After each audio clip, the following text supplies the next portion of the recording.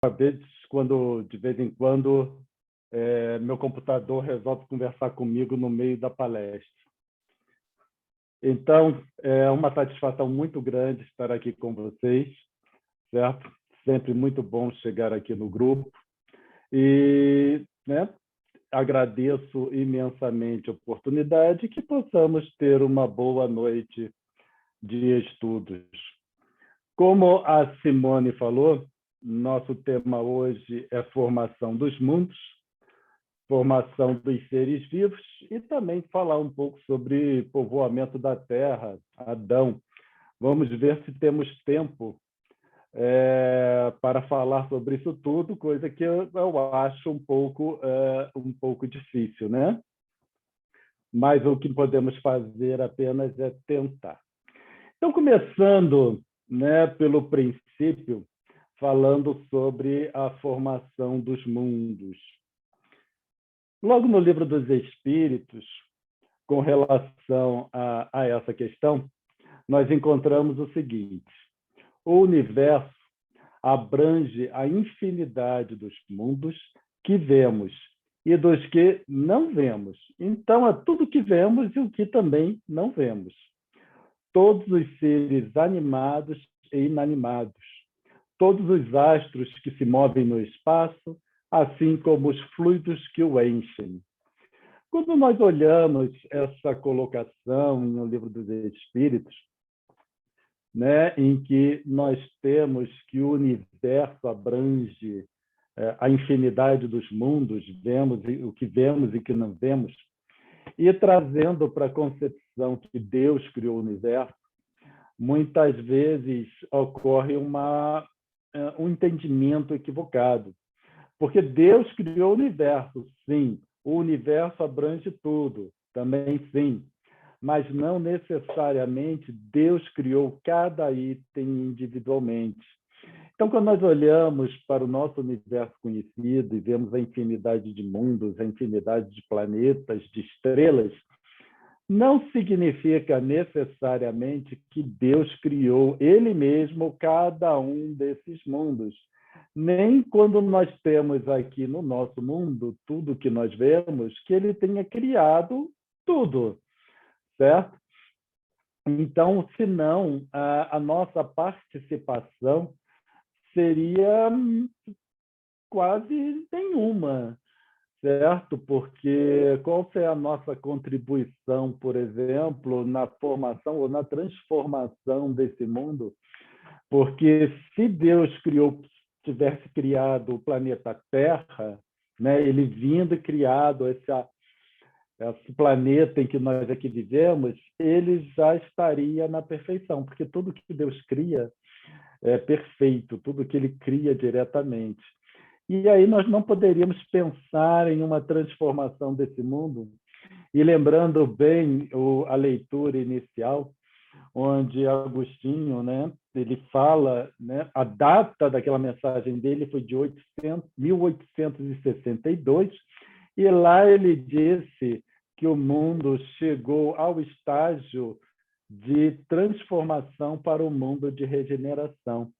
Então, nós vemos muitas vezes uma discussão de quando começa o mundo de regeneração, né, o processo de transformação, mas lembrando que esse processo se iniciou lá na época da codificação. Então, já temos aí 150, 160 anos em que se deu o início desse processo de transformação, e isso é algo que nós realmente precisamos pensar. Então, quando nós pensamos no universo, cada item do nosso universo, não necessariamente Deus criou pontinho por pontinho, certo? Ele criou todas as estruturas possíveis para que nós possamos realizar o nosso trabalho, possamos realizar aquilo que nos cabe na obra da criação. Porque, senão, qual seria a nossa participação? Dana Zohar, ela é uma física e também filósofa, e no livro intitulado Ser Quântico, ela diz o seguinte: a física hoje está incompleta e permanecerá assim até que possamos incluir os observadores, os espíritos. Quem observa são os seres inteligentes. Os seres inteligentes da criação são os espíritos. E ela restringe, né, ao menos no caso dos observadores humanos, incluir a consciência com a qual fazemos as observações. E isso é bastante interessante, a colocação dela, porque todo o estudo da física hoje, que visa o estudo da matéria, dos fenômenos materiais, ela coloca que é incompleto, porque falta o observador. Então, nós percebemos que Dana Zohar, que ela é contemporânea, então esse livro, eu não sei exatamente a data que ela escreveu, mas é recente, né, na última década, ela vem dizer que esse nosso universo, esse que nós conhecemos, tem a participação daquele que observa. Ela restringiu ali aos seres humanos. Nós ampliamos para os espíritos em geral. Então, nós temos já, tanto lá na época da codificação quanto hoje, uma confirmação de que nós atuamos nesse processo de criação ou da criação, trabalhamos para a finalidade da criação. E essa participação, ela, né, vinda do espírito, ela tem uma conotação ainda muito mental, é através do pensamento. Com as mãos, nós, claro, né, que trabalhamos nessa construção, mas são os objetos que nós vemos no dia a dia. Mas processos mais complexos, os fenômenos físicos em si, têm a participação nossa como espíritos, e isso está bem definido tanto pela física quântica quanto pela teoria da relatividade. Então, esse papel de incluir a consciência no conhecimento da física, no desenvolvimento do conhecimento, por enquanto, ele cabe às filosofias espiritualistas, em que o espiritismo faz parte, certo? Porque o espiritismo é uma filosofia espiritualista. É um caso específico das filosofias espiritualistas em questão. E aí, quando nós pensamos que para passarmos para o mundo de regeneração, nós, aqui, habitantes do nosso planeta, nós precisamos desenvolver o amor e a solidariedade entre os povos. Então, é isso que nós precisamos desenvolver. Quando nós pensamos em mundo de regeneração, nós consideramos muito conhecimento intelectual, mas esse é de menor importância. O que é mais preponderante, ou o que é preponderante, melhor dizendo, é o amor e a solidariedade entre os povos, certo? Entre nós. E aí nós podemos imaginar Deus como um coach motivacional. Então, se nós pensarmos em Deus, para entender Deus e como Deus atua, nós podemos comparar com aquilo que temos aqui, porque é isso que nós temos. E é dessa forma, exclusivamente, que nós podemos pensar e analisar. Então, se nós pensarmos em Deus como um coach motivacional, como é que ele estruturaria a nossa participação, tendo em vista que nós precisamos desenvolver o amor e a solidariedade? Então, na conceituação mais comum, é que Deus criou o universo, certo? Então, Deus criou tudo, e o mundo está em transição. E é isso, normalmente, que nós falamos, ou que consideramos, que Deus criou o universo e o mundo está em transição. Agora, se o mundo está em transição, a minha participação não é importante. E a única coisa que eu preciso fazer é sentar e esperar, da mesma forma que eu espero o ônibus que vai passar. Eu não tenho como apressar o ônibus, certo? E nem dirigir o ônibus em si. Então, eu sento e aguardo que, em algum momento, o ônibus vai chegar. Se o mundo está em um processo de transição, então não preciso fazer nada. E eu sento e aguardo. E é isso que nós vemos muitas vezes, pessoas falando que já não aguentam mais esse mundo, que estão doidas para passarmos para um mundo de regeneração, como se o mundo passasse por conta própria. Agora, quando nós pensamos que os espíritos cocriam o universo, então, essa estrutura... Vamos pegar aqui o nosso planeta, certo? Que está mais próximo de nós. Quando nós pegamos o nosso planeta e pensamos na nossa participação na construção desse planeta, e é exatamente isso que eu estou falando, não apenas um uso frutuário de um planeta que alguém fez para nós, mas realmente alguém que participou no processo de formação, de estruturação desse nosso planeta, porque se o planeta está desta forma em que ele se encontra, é porque nós estamos aqui. Se espíritos mais elevados estivessem nesse planeta, ele seria completamente diferente, certo? Ou bem diferente, pelo menos. Tudo que nós vemos aqui não necessariamente estaria dessa forma, ou certamente não estaria assim. Então, essa estruturação do planeta está relacionada com os espíritos que aqui habitam, que somos nós. E aí, se essa estrutura está relacionada com a minha participação, a minha presença aqui, isso significa que o único que pode promover a transição do mundo sou eu, significa somos nós, certo?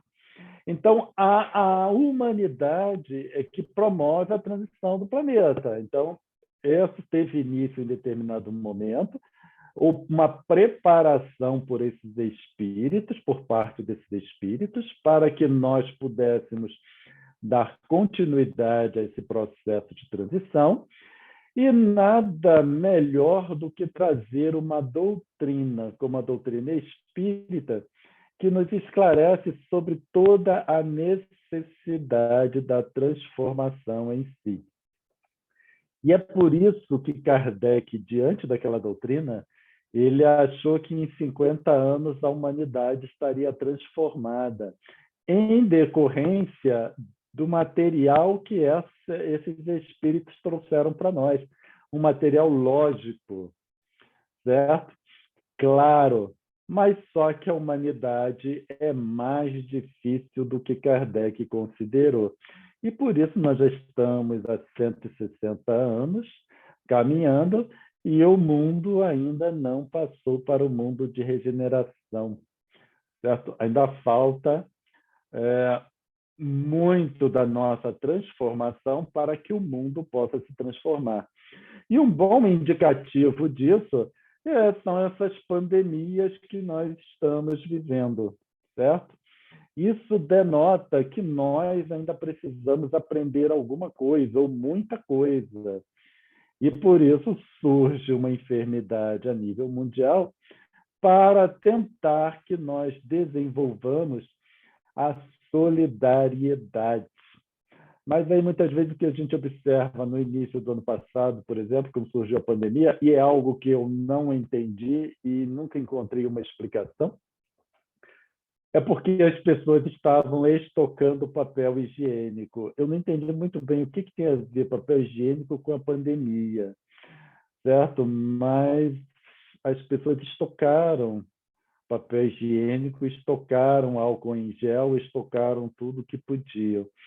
Isso demonstra um egoísmo, quando eu pego mais do que eu preciso para estocar, e se eu estoco, significa que faltará para outras pessoas. Então, é algo que nós precisamos pensar, é o nosso próprio comportamento. Eu me comporto como um espírito compatível com o mundo de regeneração? Essa é a pergunta que precisamos nos fazer. Se for sim, ótimo. Se for não, aí nós precisamos promover a nossa mudança, porque só através da mudança individual é que ocorrerá a mudança a nível mundial. E uma questão que é muito assim discutida é a questão do dualismo e do monismo. Também para nós entendermos essa questão da formação do mundo e a nossa participação, porque nós sempre pensamos que somos independentes desse processo, mas não necessariamente somos. O dualismo é o princípio, né, ou melhor, dois princípios para a existência. E o monismo é um princípio só. No livro A Gênese, Kardec diz o seguinte: porque singular... Desculpa, Kardec não, esse é o espírito Galileu.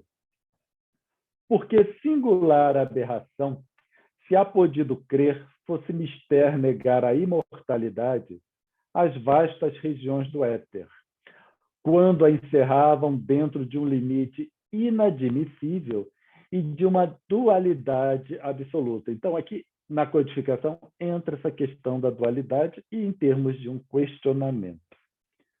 O verdadeiro sistema do mundo, então, preceder a verdadeira doutrina dogmática e a ciência preceder a teologia.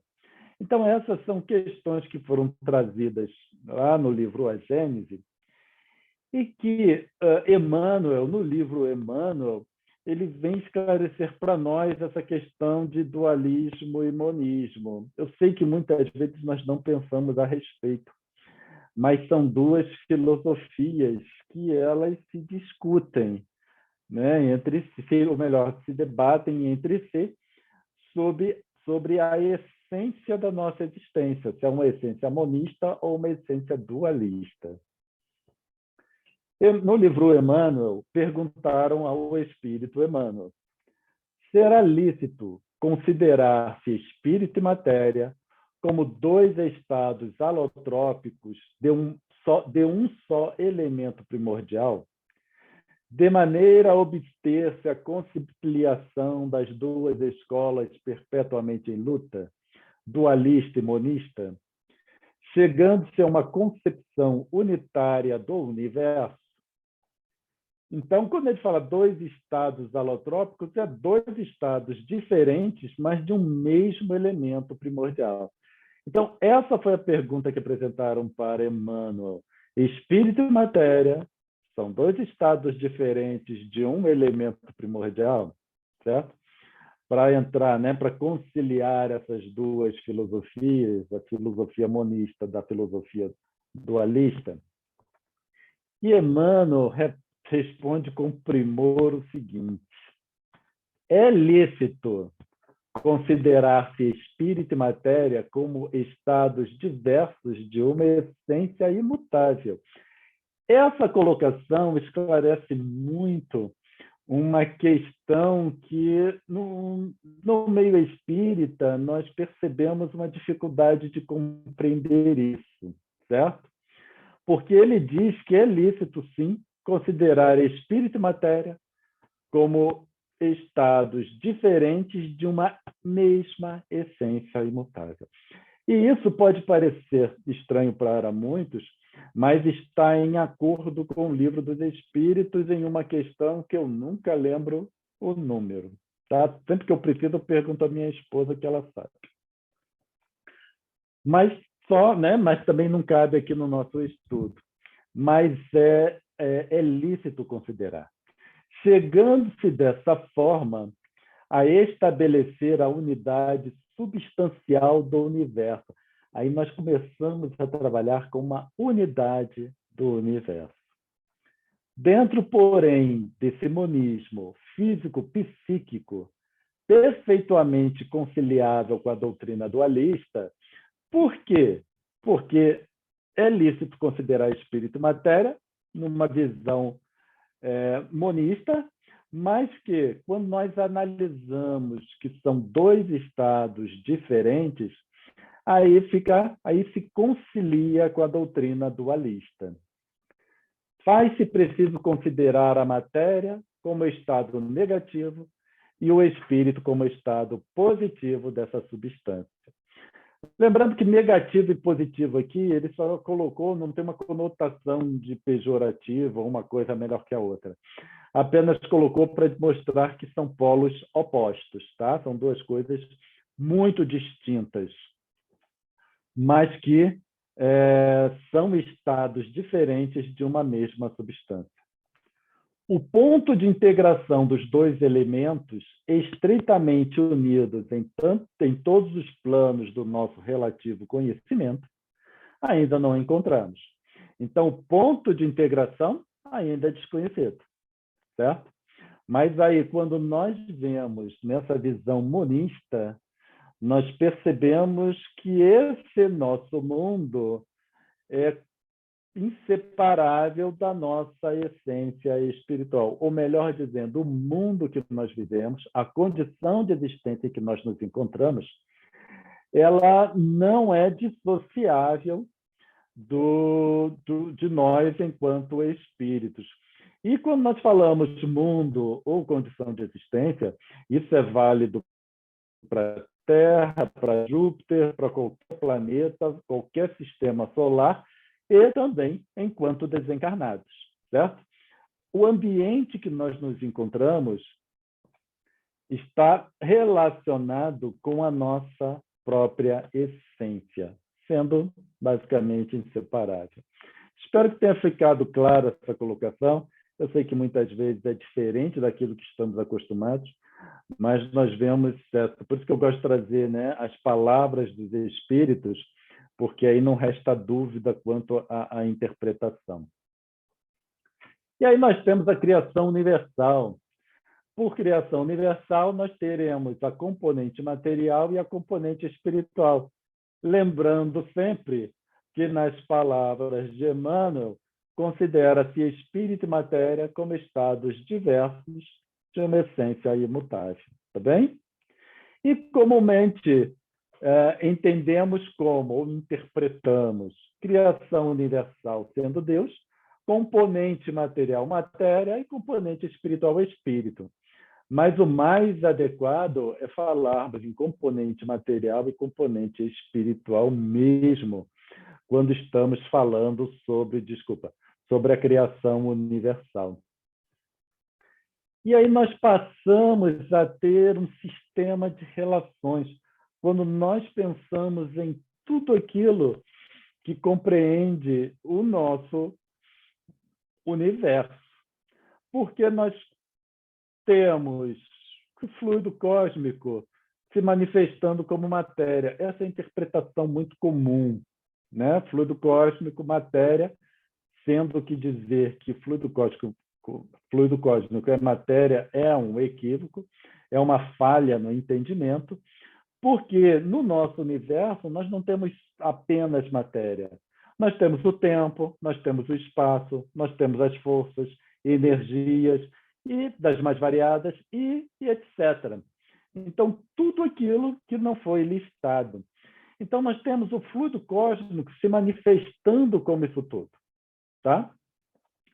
Mas uma falha no entendimento é quando nós consideramos matéria como os objetos. Mas, no final, aquilo é o fluido cósmico se manifestando como massa. Os objetos, eles possuem uma determinada massa.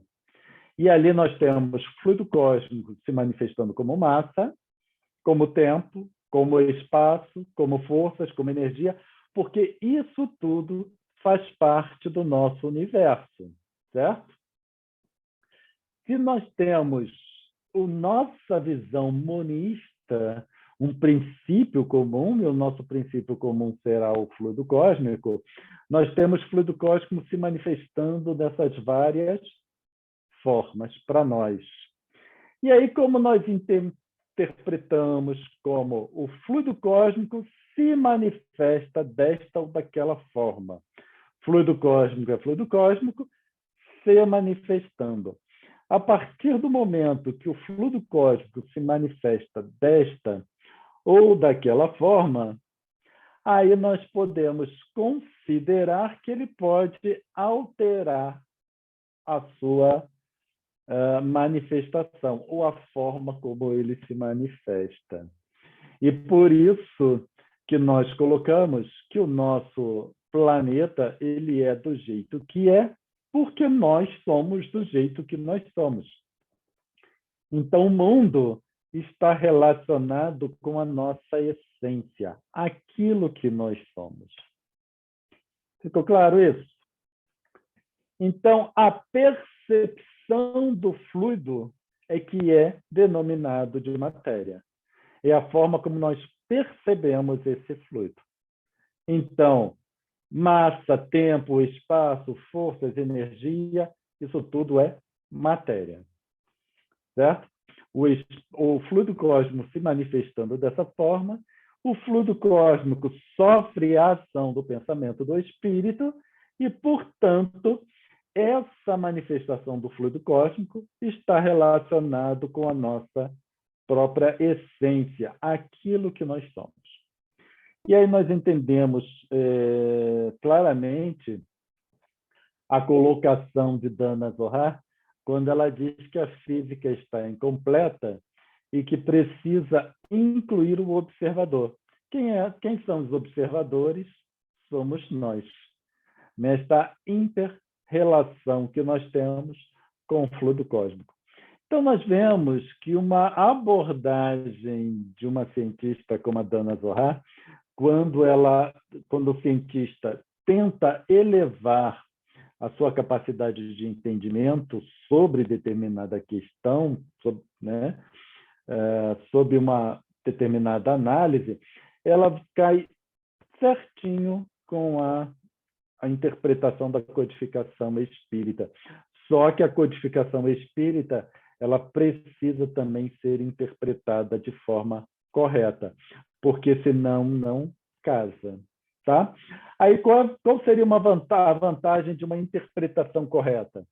É que esses cientistas eles entrariam em contato com essa interpretação, porque não necessariamente eles vão estudar o espiritismo, se aprofundar na questão. É como essa doutrina é divulgada.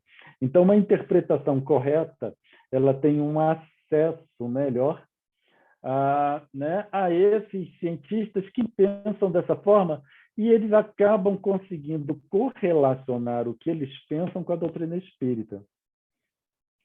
Podemos pensar que não, mas o espiritismo ele é bem visto ou ele é analisado por esses cientistas que almejam um entendimento mais profundo da ciência com a qual eles se ocupam. Então, nesse sistema de relações, nós temos matéria, massa, tempo, espaço, forças, energias, e o etc., que é qualquer outra coisa, e esse é o nosso universo conhecido. Quando nós falamos em universo e está relacionado à informação dos mundos, nós vamos interpretar desta forma, segundo a visão da doutrina espírita. Não podemos dissociar, porque o espaço e o tempo eles estão relacionados com o nosso universo. Tá? E esse espaço e tempo ele também não é constante. Mesmo dentro do nosso universo, eu sei que pode soar estranho para alguns, mas o tempo flui diferentemente, dependendo da nossa posição no universo. Assim como o espaço. A dimensão do espaço é diferente dependendo de onde nós nos encontramos no universo, em que ponto do universo nós nos encontramos. Então, na teoria diz que perto de um buraco negro, por exemplo, o tempo não passa. Realmente o tempo não passa, o relógio fica parado porque o tempo não passa. E aí nós vamos para a formação dos seres vivos. A formação dos seres vivos, nós precisamos pensar que é massa, é minha massa corporal. Então, quando eu penso no meu corpo, eu preciso pensar da mesma forma que a formação dos mundos. Tudo aquilo que nós vimos até agora com relação ao nosso universo, ele pode e deve perfeitamente ser aplicado ao nosso corpo, porque esse corpo só é do jeito que é por causa da nossa essência enquanto espíritos, certo? Por isso que nós temos o corpo nesta conformação. Agora, quando nós pensamos individualmente, e aí nós temos, cada um tem problemas específicos. Esses problemas específicos também está relacionado com a nossa essência enquanto espíritos. Não é essência espiritual, né? Que nós somos espíritos, mas a nossa essência enquanto espíritos que somos. Significa é aquilo que eu sou. O que eu sou? Não eu, Cláudio, mas eu, espírito. O que eu sou? Certo? Como eu penso? Quais são as minhas características? Quais são as minhas prioridades? Como são as minhas avaliações sobre as questões? Porque eu sei, né, eu tenho um acesso direto a isso tudo, eu enquanto Cláudio, mas eu enquanto espírito não tenho acesso. E como não tenho acesso, é por isso que nós usamos essa palavra, né? Esse termo, essência, para definir algo que eu sou, que não necessariamente eu sei o que isso seja. Agora, qual é a diferença entre essa massa, né? Esse meu corpo, e uma pedra, por exemplo, um mineral? Qual é a diferença? E quando eu falo esse corpo, eu estou incluindo também os vegetais e os animais, porque todos somos seres vivos, tá bem? Então, quando nós pensamos no sólido e gasoso, o gelo, por exemplo, né? O gelo é sólido e o vapor de água no estado gasoso. Então, nós temos água no estado sólido, que é o gelo, e vapor de água no estado gasoso. O que caracteriza esses dois estados, sólido e gasoso, para a água, por exemplo, é a presença ou ausência de calor. Se está muito frio, a água vira gelo. Se está muito quente, a água vira vapor. Qual é a diferença entre vivo e morto? Nós pegamos um corpo humano, vamos pegar um corpo humano, um corpo animal, um corpo vegetal, vivo, e também um corpo morto. Quando nós falamos, minha planta morreu, né? Significa que aquela planta, aquela quantidade de matéria não tem mais vitalidade. A mesma coisa com o animal e a mesma coisa com os humanos. Então, o que caracteriza esses dois estados no final, vivo ou morto, é a presença ou ausência de fluido vital. Então, tal qual sólido, líquido e gasoso para a água, que são estados da matéria, vivo e morto, eles também pode ser interpretado como estados da matéria, certo? E o que caracteriza estar vivo é fluido vital. O que caracteriza estar morto é a ausência de fluido vital. Isso é interessante, que até nos fenômenos de efeitos físicos, quando um espírito, por exemplo, deseja mover um objeto qualquer, promover um ruído, ou mover uma mesa, como as mesas girantes da época de Kardec, o que eles precisavam impregnar aquela mesa, por exemplo? De fluido vital. Então, momentaneamente, aquela mesa estava impregnada com fluido vital. E aí existia a possibilidade do espírito interagir com ela, no sentido de movê-la ou qualquer coisa que ele desejasse. O nosso corpo, ele gasta fluido vital, mas ele também produz. Enquanto está na condição de vivo, ele assimila fluido, ele produz fluido através da respiração, da alimentação, e aí nós fazemos a manutenção da quantidade de fluido vital necessária para que possamos permanecer no estado vivo. A partir do momento que esse corpo não consegue mais produzir fluido vital, aí ele passa para um outro estado da matéria, que é o estado de morto. Então, uma certa quantidade de uma substância estará no estado sólido ou gasoso, dependendo da quantidade de calor recebido, a temperatura. Para a água é 100 graus Celsius. A matéria estará viva ou morta, dependendo da quantidade de fluido que contiver. E aí nós temos os estados intermediários, que são os estados de enfermidade. Muitas vezes estamos mais próximos do estado de morto, outras vezes estamos mais próximos do estado de vivo, mas são estados intermediários em que um pode passar para o outro, dependendo da situação, que são as enfermidades mais graves. Então, entre vivo e morto, há uma gradação de estados intermediários, tal como as enfermidades. Dependendo da enfermidade, a matéria que compõe o corpo físico poderá tender para um ou para outro estado, vivo ou morto. Claro que, além de da enfermidade, também precisa considerar outros fatores, tais como padrão mental, idade e etc. E aí, o que nós temos aqui? Eu vejo que a minha adequação mental, comportamental, promoverá processos de manutenção de fluido vital mais eficazes. Se eu procuro uma manutenção mais eficaz do fluido vital, naturalmente eu estou trabalhando por um mundo de regeneração. Uma coisa está associada à outra.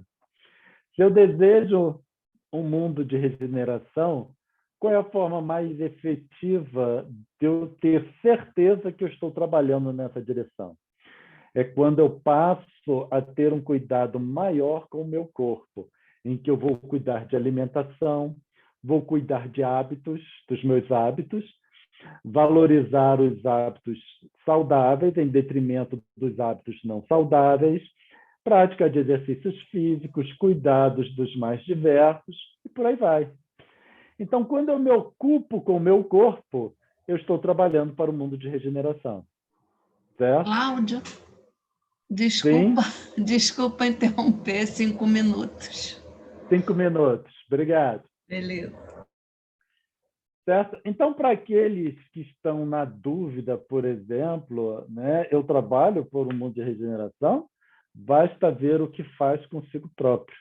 Quais são os hábitos alimentares? Né? Eu pratico exercício, eu sou sedentário.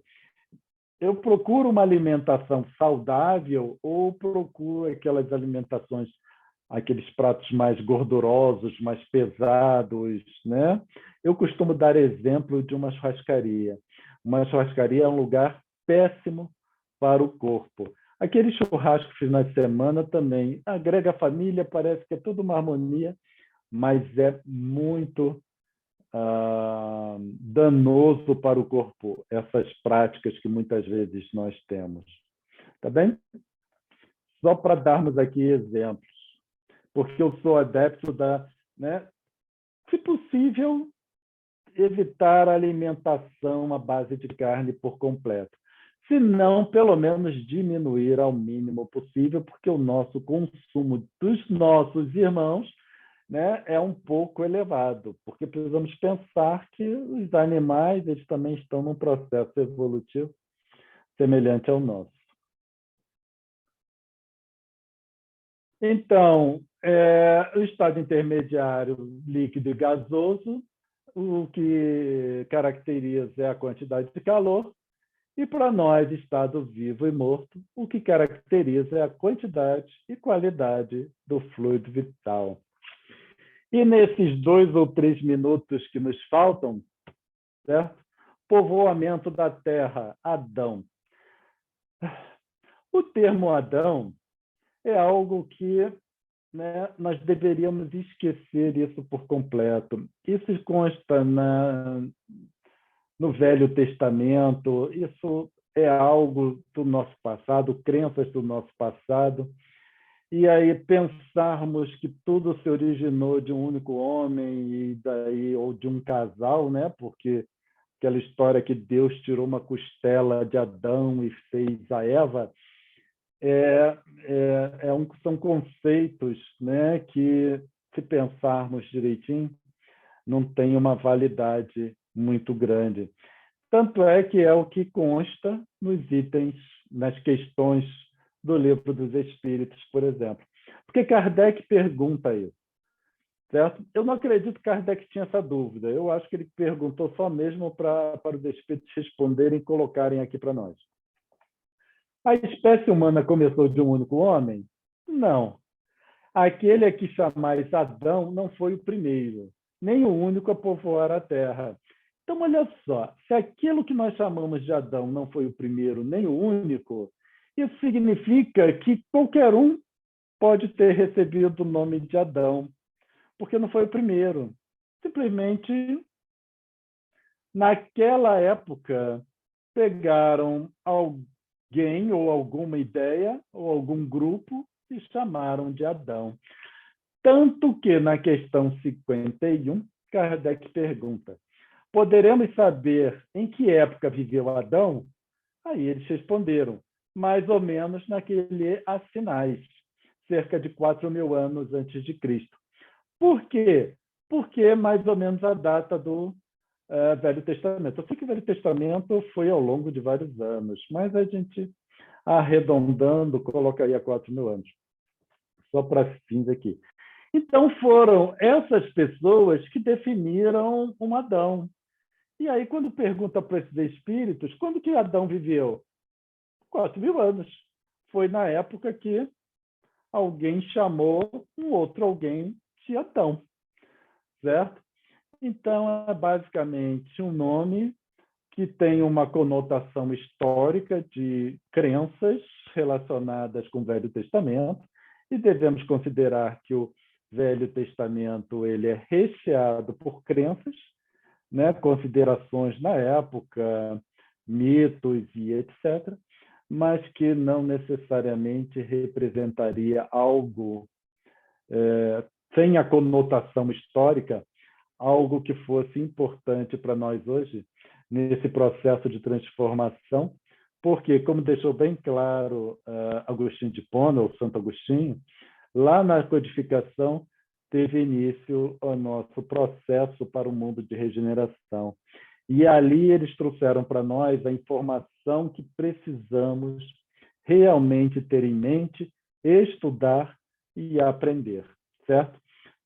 Outras questões, elas já estão relacionadas com arquétipos, né? Questões arquetípicas nossas, que ainda damos importância para muitas questões que já estão ultrapassadas.